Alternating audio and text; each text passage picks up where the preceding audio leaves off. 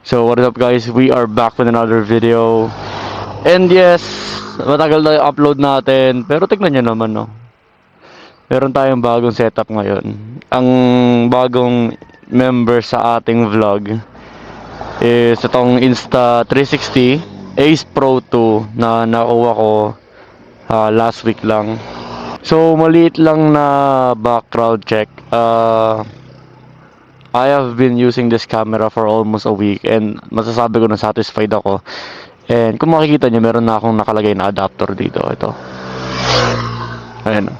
Meron na akong nilagay na mic adapter dito. At ite-testing natin ngayon kung maganda ba ang POV shots ng Ace Pro 2 dito sa ating vlog ngayon. Today is Friday? No, wait. Thursday pala. 27. Kaya tara. Testingin naman natin ang POV shot dito sa Ace Pro 2.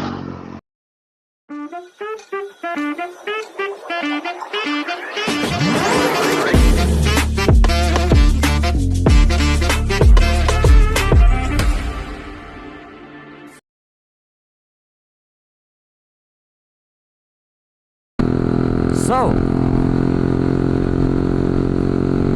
kamusta kaya yung POV nito? Kasi ngayon ko lang siya na setup na maayos eh. Sorry nga pala in advance guys. Ewan ko if nakakonect yung mic nito. Kasi honestly medyo maluwag siya. Kaya ina-adjust ko pa rin. Pero ano sa tingin nyo guys? Tsaka hindi ko rin alam if tama ang settings ko dito. Kasi ayun nga, gusto ko marinig yung motor and gusto ko rin marinig yung boses ko pagdating dito sa vlog. Hopefully rinig ako.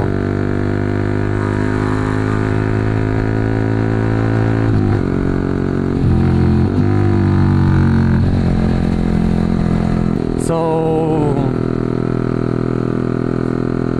yes, legit talaga yung clickbait natin kanina. Para alam natin or alam ng mga subscriber natin, yung mga nanonood ng ating vlog, na meron na tayong bagong cam setup, which is itong ang Ace Pro 2. And kung sa tingin nyo ay in the future vlogs baka mag dual setup na camera, which is gagamitin natin itong 360 talaga. Pero tignan natin. For now, tease muna tayo dito sa may Ace Pro na isa lang yung audio. So sorry guys, kasi libre lang yung editing software.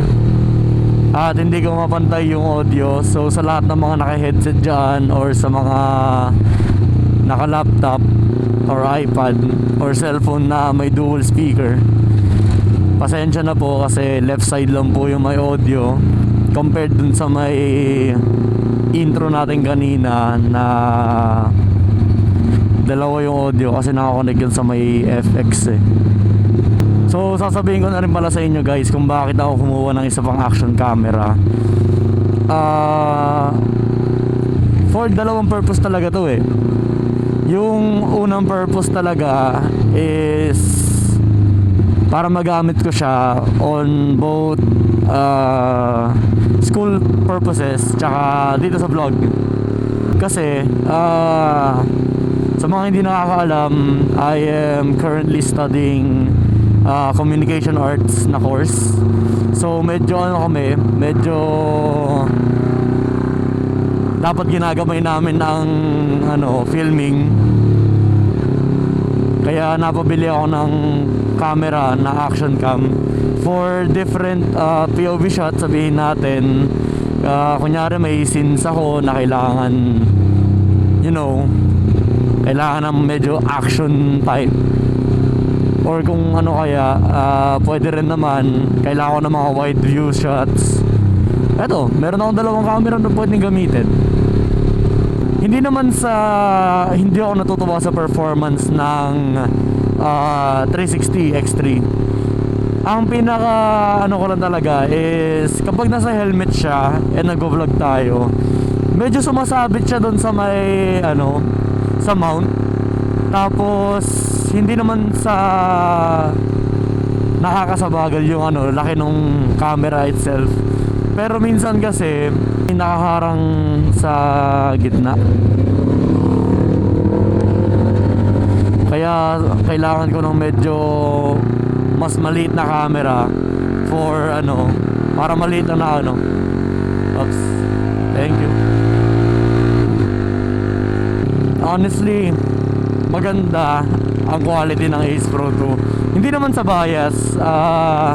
Baka may magsabi sa inyo, bakit hindi ako nag DJI Action 5? Ayun nga. Pinagpilian ko yun, honestly. Nung bago ko kunin ng Ace Pro 2, pinag-isipan ko ng mabuti if kukuha ba ako ng Ace Pro or ng Action ng DJI. Tapos ayun, with intense researching, umabot ako sa punto na sige, mag-Ace Pro ako. Hindi naman dahil sa ano, sa brand itself. Maganda ang DJI, ayun ang gamit ng mga kaibigan ko. Thank you.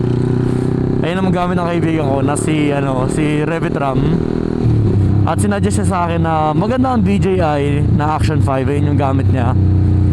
Pero mas parang natitripan ko yung yung Ace Pro. So baka pala mamaya makatesting tayo ng isa pang mic, kasi pinakita ko kay Revit Ram or kay Ram, kung anong tawag natin sa kanya. Pinakita ko sa kanya yung video natin kasi medyo one-sided ang audio, and nagtanong ako if normal lang ba yun kasi hindi ko alam eh. Sabi naman daw normal yun, pero depende rin sa mic. Kaya sabi niya meron daw siya external mic. Titignan natin kung kaya siya dito sa may Ace Pro natin, para at least may backup mic tayo.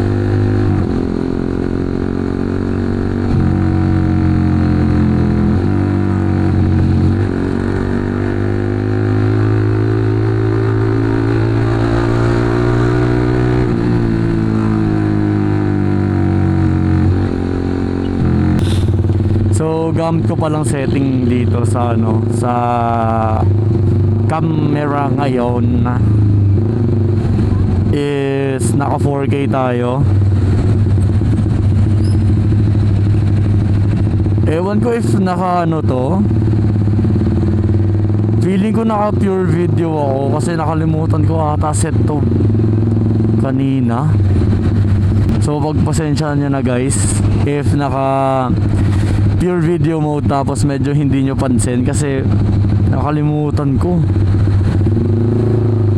So sa mga hindi pala nakakaalam kung ano yung pure video mode dito sa Ace Pro 2, ayun yung video na video setting siya na kung saan gagawin niya mas malinaw yung night vlogs mo. Pero ngayon kasi nakalimutan ko. Hopefully hindi siya ganung nakakasilaw kapag nag-shoot tayo ngayon kasi nakalimutan ko talaga.